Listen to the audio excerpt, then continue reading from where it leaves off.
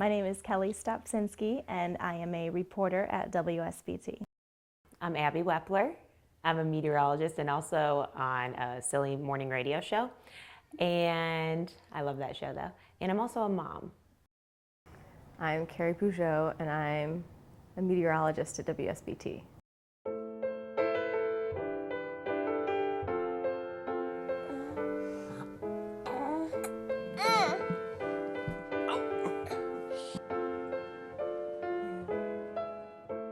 I've always loved kids, so I knew I wanted a lot of kids. Always wanted to be a mom. And I thought it would happen a lot sooner than it did, but I'm glad it happened when I was older, because then I felt like I know more, even though I don't know anything.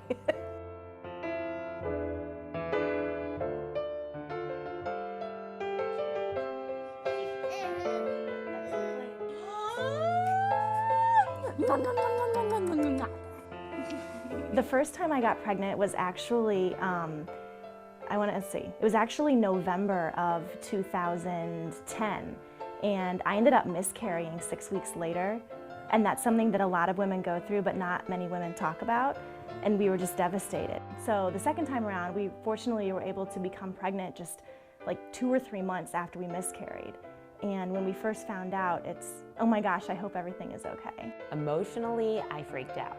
We planned to have Braden, and it actually, for us, happened right away. For a lot of people, that doesn't happen right away. And so I knew we were trying, and I knew it could always be a possibility, but when I saw that, it was the freak out. Am I ready? Well, it doesn't matter if I'm ready, it's going to happen. I was really excited, but I was also a little stressed about all the things that I wanted to get done and know before he came. And I've been around babies a lot. It's not like I haven't been around babies. All my friends have children. But then at that moment, I realized I hadn't really taken all that information and stored it anywhere. I felt at that moment that I didn't know anything about children and that I needed to start reading as many books as possible.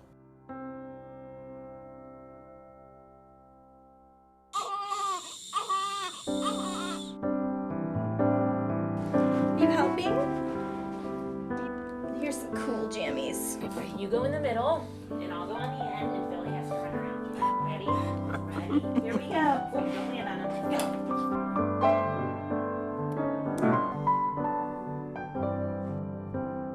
Go. So he's born, and they hand him to me, and he cried for like the first 45 minutes. You're supposed to bond with your baby and hold them close.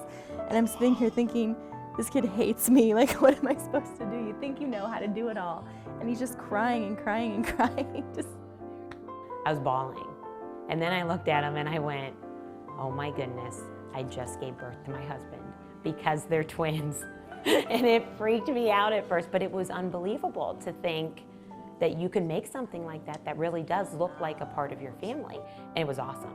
I mean, I was crying, my husband was crying. I mean, we had our moms in the room, and it was great. I couldn't believe we had a baby. Even though we'd gone through, this whole labor and, planning, I still couldn't believe we had a baby.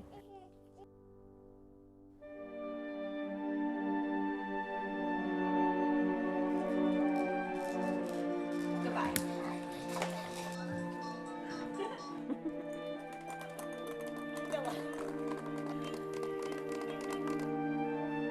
Two glowing eyes sneak peeked it in. The mouse cries, "Who's there?" There's a bear. He's sleeping right there. He is the most perfect little boy, and I know every parent says that, but he is so mild-mannered, he's so sweet, he loves to cuddle, he loves his daddy, he loves his mommy. Braden is so chill, it's fantastic. I mean, he's just like, hey mom, like just sitting there doing his thing, like don't worry about me, I got this, you go do what you have to do, I got this. Like he's very content. I'm very overwhelming. Leo is very inquisitive. We can sit him down and he will take an object and really check it out a lot. He's not a real loud baby. I mean, he cries loud, but he really checks out and inspects things. In fact, one of the things that he likes the best are doors, and he will sit and he'll open and close a door over and over and over. He really tries to figure out how things work already.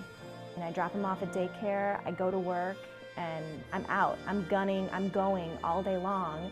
live at 5 and 6 o'clock covering a high-profile court case, and you know, I have to know that he's in good hands and put that back here. But then I have to rush home to get him, or you know, get help from family taking care of him. All you want at the end of the day is a smile. And if we put him down and he's crying, it doesn't matter how good of a day you had, because it's kind of like, your day is kind of ruined. I already know how quick he's gotten bigger and how quickly he's changed. And so I know that I'm going to want all of this back, so I spend a lot of time sitting around and playing with him and giggling with him and watching him discover things, which is pretty cool. So very mild airs in place, and as you would expect, those winds helping that cause. We have a very prevalent southwesterly Very mild wind. day. In fact, we had a mild day yesterday. We topped out at about 43 degrees yesterday. I'm expecting him to think I'm not cool. Isn't that what all kids eventually do with their parents, right? I don't think he's going to like what I do until he's in school. And his friends will be like, your mom got the weather wrong. We were supposed to be able to go on this field trip, and your mom got it wrong. And it rains, and I said it wasn't going to rain. Yeah, that will be an interesting day. I don't know what I'll do on that. I'll be like, how's that math test going? Yeah.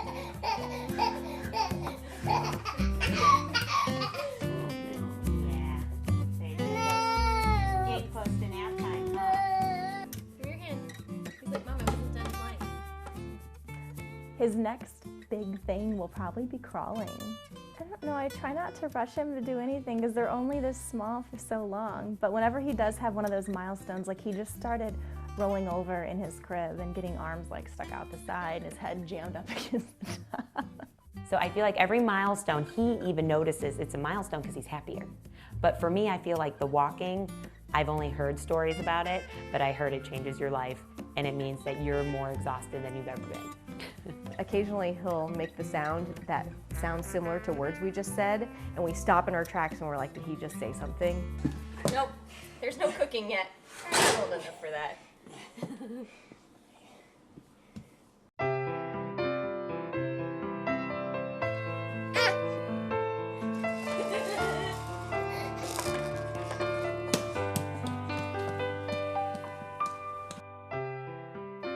Like I had a part in creating this person, you know, this little guy who is so happy and so full of joy and brings me and other people around him so much joy. It's the coolest feeling ever. To me, it means more with the bond I have right now with my mom, because I realized everything that she did for me, because, you know, it's so much work raising a kid. And how do I want to spend Mother's Day? Well, my mom can't be here, so I don't want to do anything big. I just want to hang out with him. We can all just, you know, lay low. It's a Sunday. We don't need to go crazy, you know. I mean, everybody goes back to work on Monday, but for me, Mother's Day is a whole new meaning on my appreciation on what my mom did. It means more to me not for myself being a mother, but it means more to me for my mother, because I realize, I mean, you know, I always appreciated everything she's done, but even more so now because I know all of the little things that she also did, but even the stuff that she still does, because I still call her and I'm like, Leo won't stop crying, Leo won't sleep, Leo won't eat, Leo is eating the wrong things, Leo is doing this, or he's breathing funny. And so even now, I appreciate her more, so it has more an effect and a meaning for Mother's Day for me to my mom.